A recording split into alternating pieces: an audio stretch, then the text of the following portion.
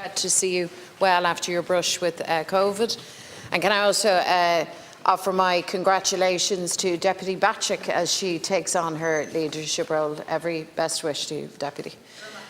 Taoiseach, workers and families face a cost of living crisis that demands an urgent response. Last week, Energia became the third energy supplier this year to announce a price increase for its customers.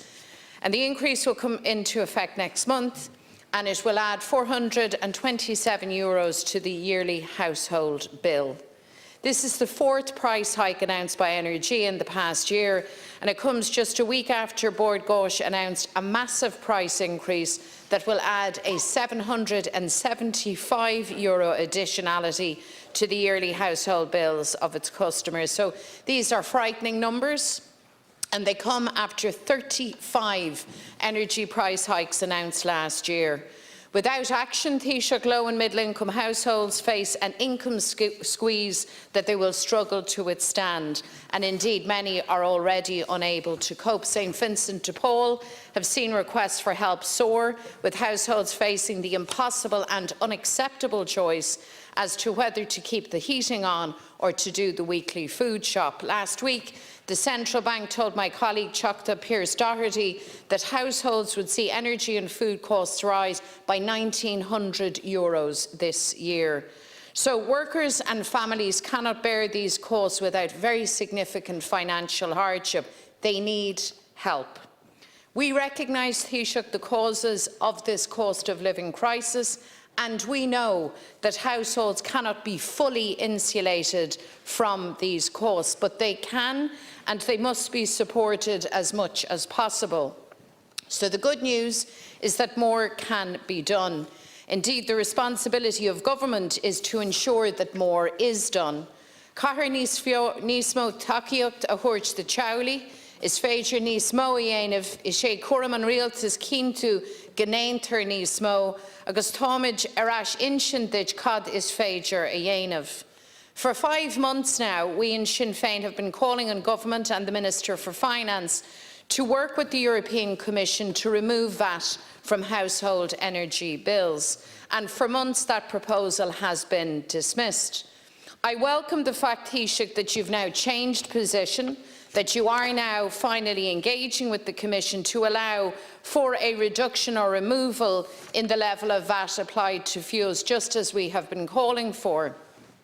The conclusions published after the meeting of the European Council last week provide scope to engage with the Commission further on the issue of VAT. So my questions to you are these. What specific ask have you made of the Commission? Have you sought scope for government to reduce VAT to zero for a period of time on domestic energy bills, as we have asked? Has government applied for a derogation from the current VAT rules? And when do you expect this process to be concluded so that customers can get the break that they need? Secondly, as you know, government could take measures now that would reduce the cost of home heating oil for hundreds of thousands of households. This month, the cost of filling a tank rose to more than €1,600.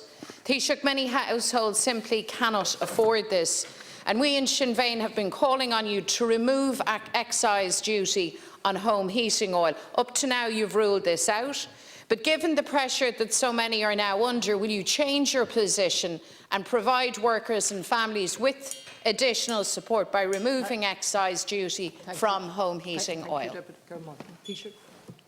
First of all, I want to thank the Deputy for your kind remarks and comments in relation to my brush with COVID, and indeed all members of the House and many well-wishers in the aftermath of that. And thankfully, it was a light brush and probably points to the value of vaccination. And I'd urge anybody out there who's not vaccinated to go and get the booster. In relation to the cost of living, there's no doubt that there's been a very severe increase in the cost of living over the last number of months, and particularly as we emerged from COVID. We had an initial inflationary cycle which was described by the Central Bank as a pandemic cycle of inflation because of the imbalance between supply and demand. Huge demand after people came out of COVID and societies came out of COVID, economies rebounded, supply chains were under strain, manufacturing couldn't keep up with the demand, and prices rose. And then prior to the war on Ukraine, the energy market was being manipulated, in our view, to create spikes in prices and to create challenges around energy. And there's no doubt now that the whole energy question is a leverage from Russia and the Russian Federation in respect of the conduct of this war.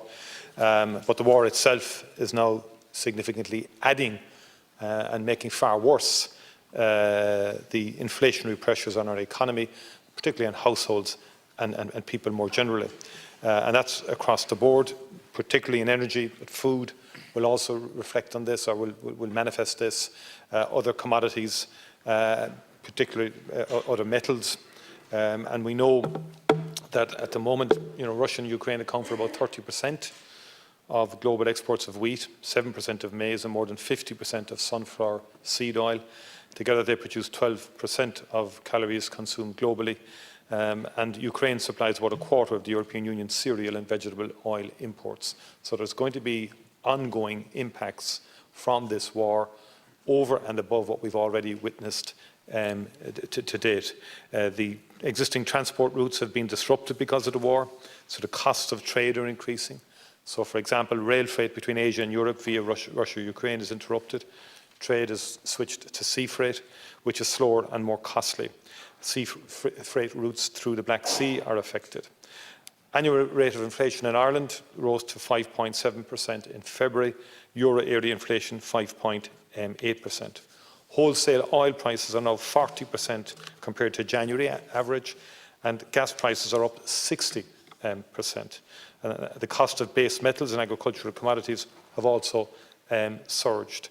A barrel of oil costs $114 today on international markets, up from $96 on the 23rd of February.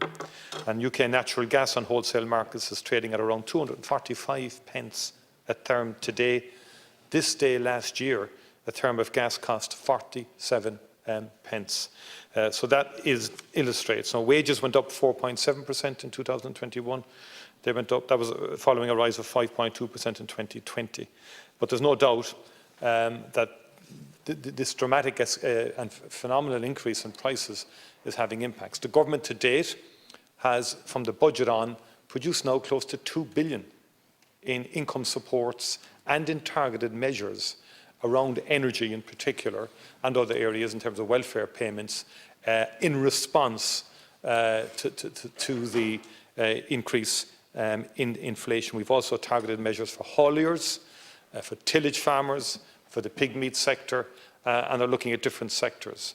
In terms of the European Union, we sought an amendment to the conclusions to create the opportunity for flexibilities around the VAT directive and the Energy Tax Directive, which do restrict us right now. And that's why we weren't ignoring anything. We simply pointed out to you at the time that what you asked for couldn't be done at the time because of the regulations. We don't want to go back to 23% once this crisis is over in respect of oil. In terms of home heating oil, if I may say so, you're saying basically to reduce the carbon tax, is what you're saying in essence. Let's call it spade a spade. You have VAT and you have carbon tax on home heating oil. So thank you. And Taoiseach, you've described the problem. You've signposted very accurately that this will be an ongoing problem. So the pressure that households are under, that will remain constant. You need to recognise, as I'm sure you do, the struggle that means for households and families right across the state. But what you didn't do is answer a series of very straightforward questions. So firstly, on the issue of home heating oil, yes, we want the removal of excise from it. Yes, which is an excise charge on, well, revenue, describe it as excise. I don't care what it's, Micheál, I don't care what it's described with. It needs to be removed. You need to be transparent. It needs to be removed. Taoiseach, will you remove the excise from home heating oil? That's the question. I believe you should do that, and you should do it urgently to give relief to those who cannot now fill their tank and are struggling. Secondly, I asked you, what's the specific ask that you've made of the Commission? Have we sought a derogation in terms of the VAT directives. How long will this process take? What ask have you made? We believe, as you know, we should look for a zero rate for a defined period of time. Is that what you have sought?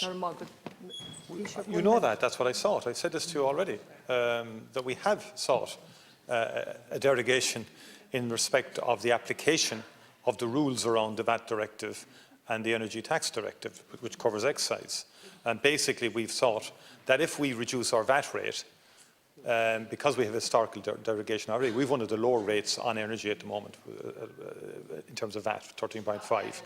If we bring that down, I don't think we should go to zero. But if we did bring it down, we'd go back up to 23% under the existing rules. And I've been saying this to you for 2 or 3 months, so has the Minister I'm for Finance. not stupid. And you're well I'm aware of that. Yes, you're correct. You're well aware of it, answer the and you questions. should know that. And therefore, we have been seeking from the Commission a change in the application of those rules, a temporary derogation from those rules, so that we could give ourselves and other states flexibility in terms of the application and VAT. Now, or indeed excise duties. In terms of home heating oil, its carbon tax is there at the moment with VAT. Those are your two options. Now, you're technically using different terms deliberately to avoid. You politically want to avoid the charge that you want to get rid of the carbon tax. I'm avoiding That's nothing. what it means. That said, we want flexibility on the VAT side of it. But I would make this point if I could.